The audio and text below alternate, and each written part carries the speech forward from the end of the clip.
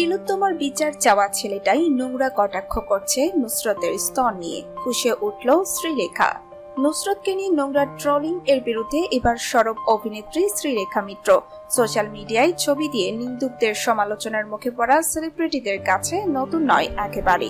তবে সকলেই যে ট্রলারদের সমালোচনার পাল্টা জবাব দেন তা কিন্তু নয়। অনেকেই নিন্দুকদের এই সমস্ত মন্তব্যের পাত্তা না দিয়ে এড়িয়ে যান। মাঝে মধ্যে নিন্দুকদের এমন ট্রলিং এর মুখে পড়েন টলিউড অভিনেত্রী নুসরাত জাহান। নুসরাতকে নিয়ে ট্রলিং এর জবাবে মুখ খুললেন শ্রীলেখা। সম্প্রতি ভ্যাকেশন মুডে রয়েছে নায়িকা। সোশ্যাল মিডিয়ায় মাঝে মধ্যে হট লুকে নিজের ছবি শেয়ার করতে দেখা যাচ্ছে অভিনেত্রীকে।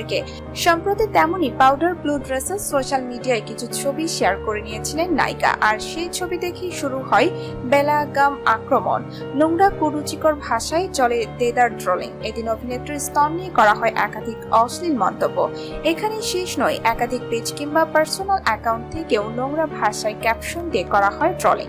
সৌরভ মন্ডল নামে এমনই এক ব্যক্তি নুসরাতের এই ছবি শেয়ার করে নিয়ে ক্যাপশনে লিখেছিলেন, নর্দমাতে পলিথিন পরে থাকলে তাতে জল ঢুকে থাকলে যেভাবে কেলিয়ে যায় ঠিক তেমনই লাগছে। দর্শক বন্ধুরা, আপনার মূল্যবান মতামত কমেন্টে অবশ্যই জানাবেন। ভিডিওটি ভালো লাগলে বেশি বেশি শেয়ার করে সকল বন্ধুদের সুযোগ করে দিবেন। ধন্যবাদ।